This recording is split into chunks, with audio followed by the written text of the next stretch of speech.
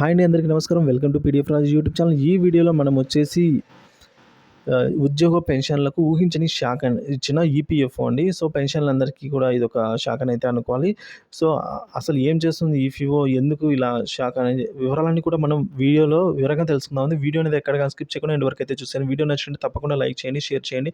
ఇంకా సబ్స్క్రైబ్ అవ్వనైతే మన ఛానల్ వెంటనే సబ్స్క్రైబ్ చేసుకోండి.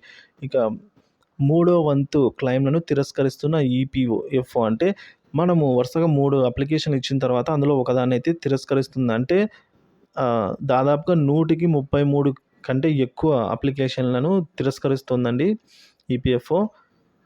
తమకు అందే క్లెయిమ్ దరఖాస్తులో 3వ వంతు క్లెయిమ్లను తిరస్కరిస్తూ ఎంప్లాయీస్ ప్రావిడెంట్ ఫండ్ ఈపీఎఫ్ తిరస్కరిస్తుంది. గత 5 సంవత్సరాల్లో ఈ తిరస్కరణ శాతం 13% నుంచి ఏకంగా 34%కి పెరిగిపోయిందండి.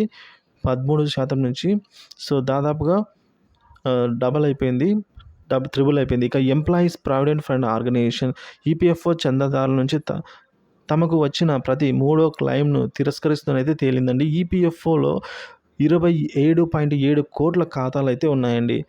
ఈ సంస్థకు దాదాపుగా 20 లక్షల కోట్ల కార్పొరేట్ ఫండ్ ఉంది. ప్రపంచంలోని ఇది అత్యంత పెద్ద సామాజిక భద్రతా సంస్థ అండి.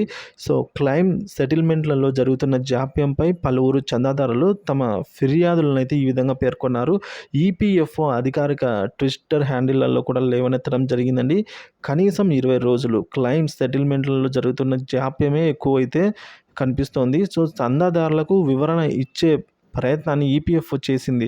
పూర్తిగా నింపిన చందాదారుల క్లెయిమ్ దరఖాస్తులను సంబంధిత ఈపీఎఫ్ఓ కార్యాలయానికి వచ్చిన తర్వాత ఆ క్లెయిమ్లను పరిష్కరించడం లేదా ఈపీఎఫ్ఓ మొత్తాన్ని విడుదల చేయడానికి సాధారణంగా 20 రోజులు పడుతుందని అయితే ఈపీఎఫ్ఓ వివరించింది. ఇక 73.87 లక్షల క్లెయిమ్స్ అయితే ఇప్పటివరకు నమోదయ్యాయి. 2022 మరియు 23 ఆర్థిక సంవత్సరంలో పి పీఎఫ్ ఫైనల్ సెటిల్మెంట్లో అయితే అంటే ప్రావిడెంట్ ఫండ్ ఫైనల్ సెటిల్మెంట్ల కోసం మొత్తం 73.87 లక్షల దరఖాస్తులు అయితే వచ్చాయండి ఏకంగా. వాటిలో 33.8% అంటే దాదాపు 25 లక్షల క్లెయిమ్లు దరఖాస్తులను అయితే తిరస్కరణకు గురయ్యాయి.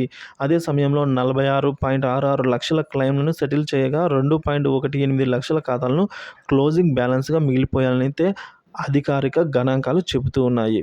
ఇక ఈపీఎఫ్ఓ క్లెయిమ్ తిరస్కరణ రేటు కనుక ఒకసారి మనం చూసుకున్నట్లయితే 2017-18కి సంబంధించి 13%, 2018-19కి సంబంధించి 18.2%కి పెరగగా ఇక 2019-20లో అది ఏకంగా 24.1%కి చేరుకుని 2020-21లో 30.8%కి పెరిగింది. ఇక 2021-22 ఫైనల్ నాటి క్లెయిమ్ల తిరస్కరణ రేటు ఏకంగా 35.2%కి పెరిగింది. అంటే ఇది పెన్షన్ సంస్థకు వచ్చిన మొత్తం క్లెయిమ్ల సంఖ్యలో తిరస్కరణకు గురైన క్లెయిమ్ల సంఖ్య 1/3 కంటే ఎక్కువ. సో దీనివల్ల ఉద్యోగ పెన్షన్లు ఏమంటున్నారంటే ఒత్తిడిలో పని చేయలేమని అయితే అంటున్నారు. ఇది ఇలా ఉండగా తీవ్రమైన పని ఒత్తిడికి గురి అవుతున్నామని ఉద్యోగుల భవిష్య నిధి సంస్థ ఈపీఎఫ్ఓ అధికారులు గత అక్టోబర్లో ఆందోళన వ్యక్తం చేశారండి. క్లెయిమ్ సెటిల్మెంట్ గడువు నిర్దేశిత 20 రోజుల కాలపరిమితికి మించితే ఆ జాప్యానికి సంబంధిత అధికారి బాధ్యత వహించాలి అన్న ఈపీఎఫ్ఓ నిబంధన వల్ల ఈ ఒత్తిడి ఏర్పడుతోందని అయితే తెలిపారు. ఈ సమస్యకు ప్రధాన కారణం సంస్థ కాలం చెల్లిన ఐటీ వ్యవస్థ అని ఈపీఎఫ్ఓ సిబ్బంది అయితే వివరిస్తూ వచ్చారండి. సో వారు కూడా ఇబ్బంది పడుతున్నారు, సిబ్బంది ఏదైతే ఉందో ఈపీఎఫ్ఓ తరపున.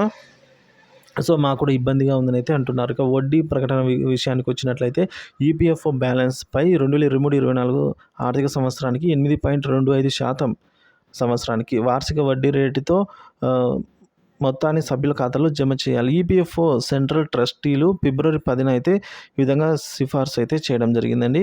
సో ఏదేమిటి మనం చూసుకున్నట్లయితే దాదాపుగా ప్రతి 3 ఒక అప్లికేషన్ రిజెక్ట్ అవ్వడం అనేది చాలా పెద్ద సమస్యని అయితే మనము చెప్పుకోవచ్చండి.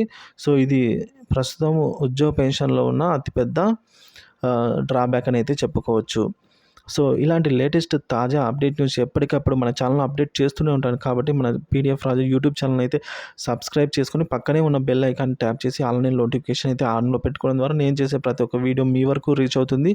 అలాగే ఇన్ఫర్మేషన్ అనేది మీరు అందరికంటే ముందు అయితే చూడగలుగుతారు. Thank you for watching this video.